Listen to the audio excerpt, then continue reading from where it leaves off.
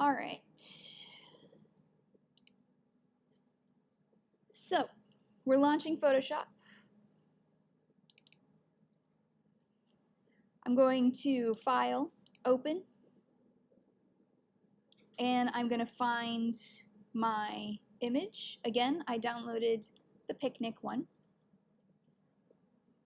The next step in the instructions says I need to save my file as a Photoshop document. So before you start working in it, you're going to go up and do a File, Save As, and it's going to be your name selection.psd.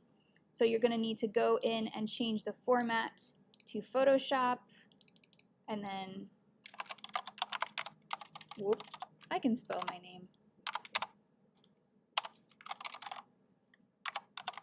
So your name, dash or underscore, name of the assignment. Make sure that it is Photoshop. Make sure that it is going either into your assignments folder or onto your desktop.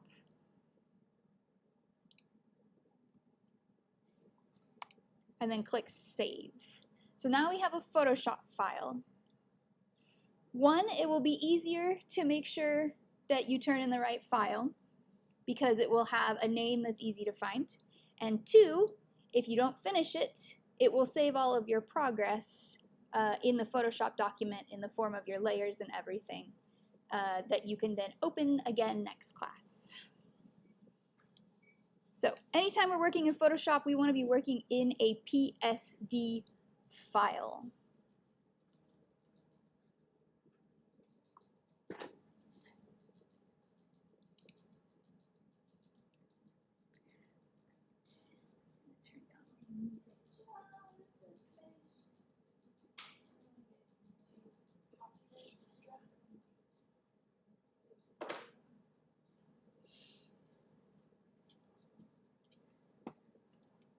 Okay.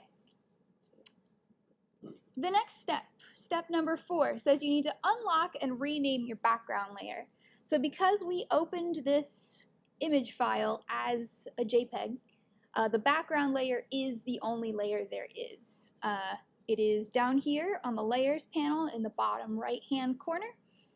You'll see that it has a little lock next to it and that it's titled Background.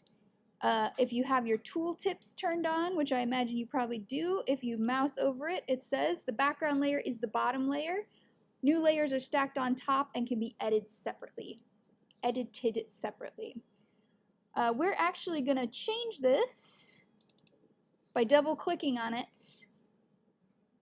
We're going to change this so that it is no longer a background layer, but is instead just a regular raster pixel layer.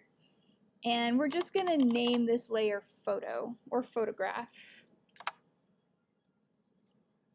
So now it should be fully editable, and you could start editing directly onto this photo, but we want to get into good habits re destructive editing. So what we're actually going to do is we're going to make a copy of the layer so that we have an original photo that we're not going to touch and a new photo layer that if we mess up something really big, we can just go back and recopy stuff from that first layer. So in order to make a duplicate of a layer, you can either right-click on the layer and in the menu choose Duplicate Layer, and then in the pop-up you can just leave it as Photo Copy and click OK. And your other option is to click and drag your photo layer down to the button at the bottom that you press to make a new layer, and that will also automatically duplicate your layer. So I'm going to zoom in on this Layers panel so you can see it a little better. Also maybe make my thumbnail a bit larger.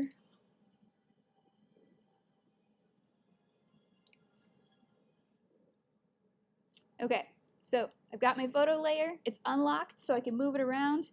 I am going to click and drag it down to the Add New Layer button, and that is going to create a duplicate of that layer.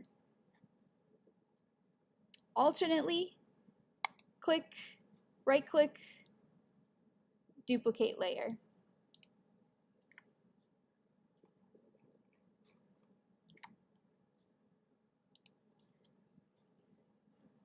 Okay. For now, I'm going to be working on the photo copy layer. So that's all of the first page here.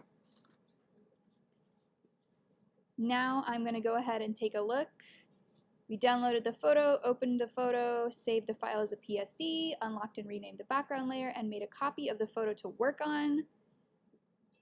So now we're going to locate and use the correct selection tools to edit your layer.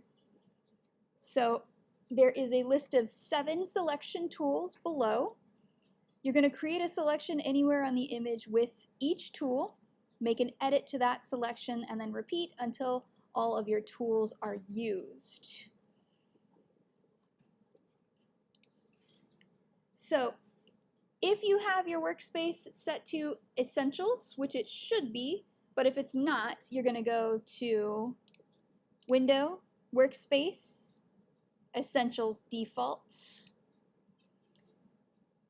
If you have your workspace set to Essentials, these selection tools should all be stacked right on top of each other on the toolbar.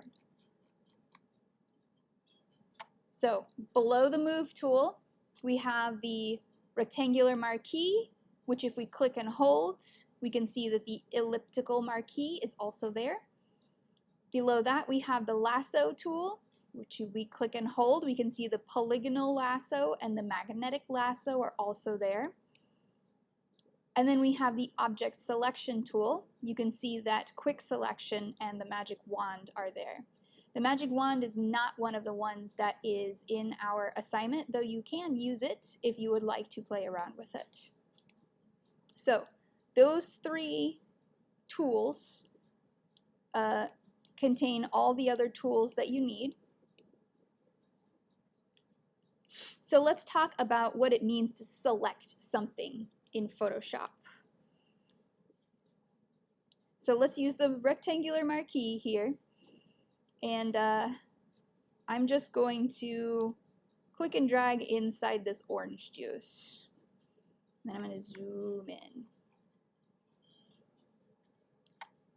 So what you can see with our rectangular marquee here is that we've made a selection that is rectangular. You can see the black and white lines going around it that are animated. Those are sometimes called marching ants. They go around. That is indicating that anything inside of that selection box is currently selected, and anything outside of it is not selected. So any edits that you make are only going to appear in this box. And the easiest way to demonstrate this, I think, is to just grab a brush tool, grab a color, and do a big scribble.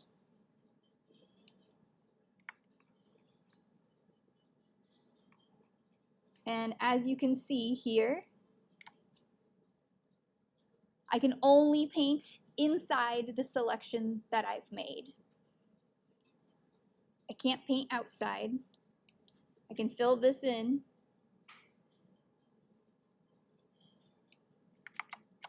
But I can't paint outside.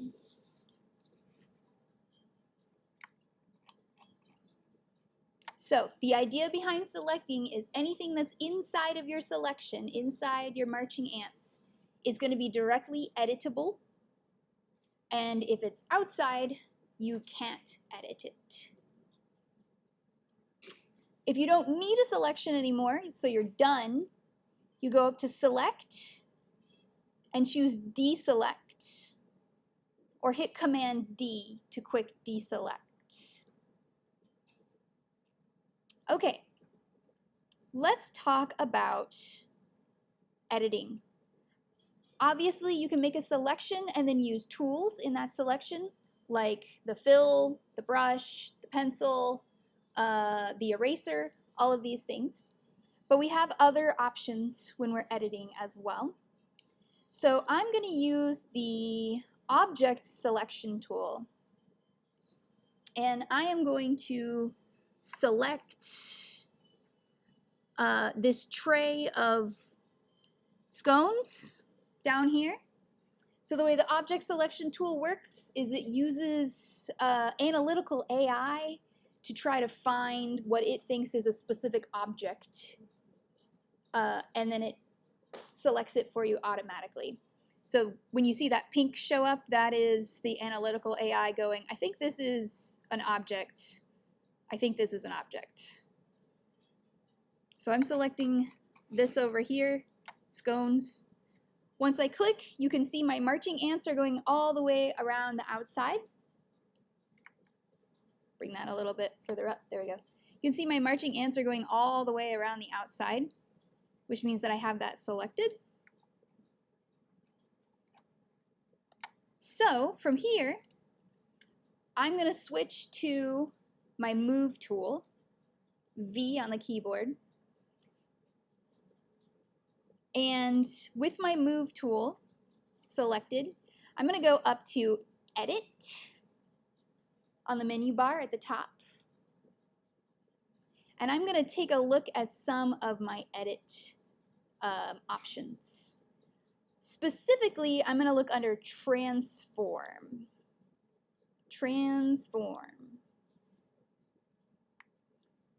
And I'm going to choose Scale, which should allow me to make my object selection, the object being selected, bigger or smaller.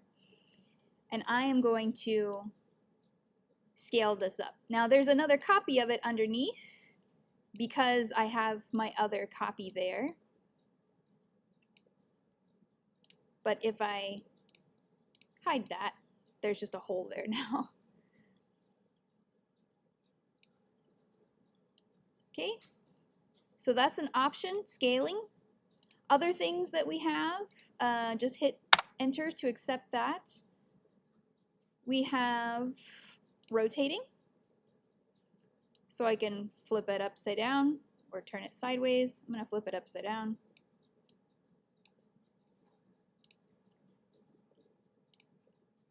We have copy and cut and fill. We can't use any of the generative stuff because these computers are too old, so no generative fill and no generate image.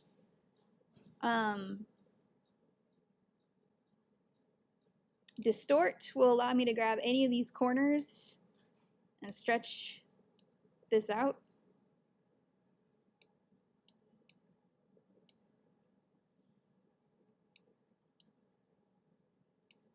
Okay, so those are all basic transformation edits. Again, we also have copy and paste. That's actually going to put your copied selection on a new layer, which in this case is going to be layer 1.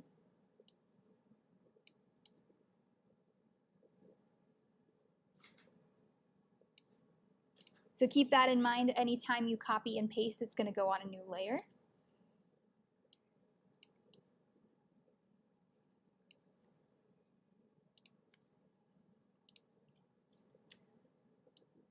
Other options we have for selecting, say I use my magnetic lasso tool here, I'm going to select my 2 oranges.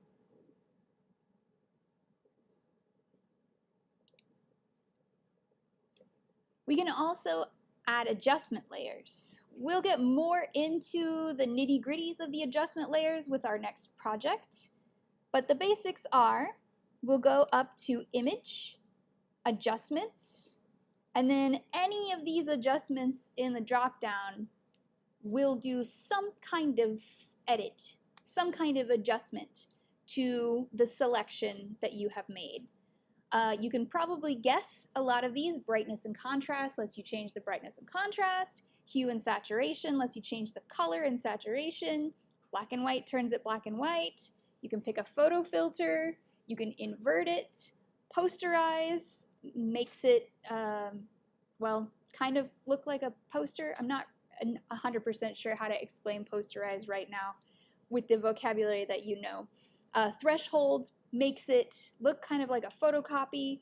Gradient map you can play around with. Selective color you can play around with. Shadows and highlights you can play around with. So you can pick any of these. I'm actually going to do gradient map for this one.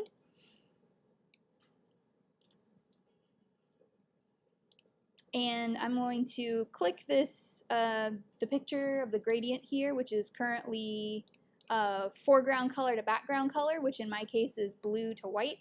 And I'm going to go into my gradient editor and choose one of these other options. And then click OK.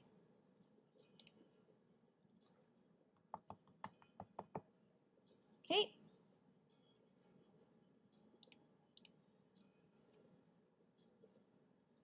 Select, deselect, and let's do one more. Let's use the quick selection tool and pick up these blueberries.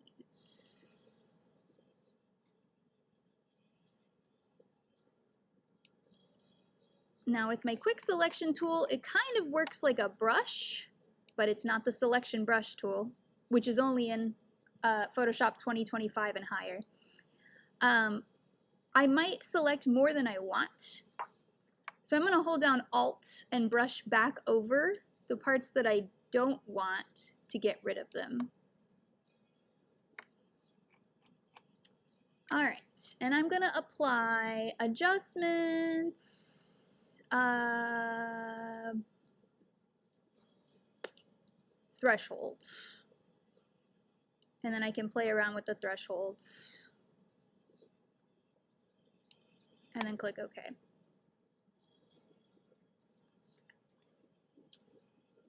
All right. Any questions? Any tools you'd like me to demonstrate? Anything you'd like me to repeat from the edits portion? Basically, you're just sticking to the edit menu and the image menu. And you're experimenting. So have fun.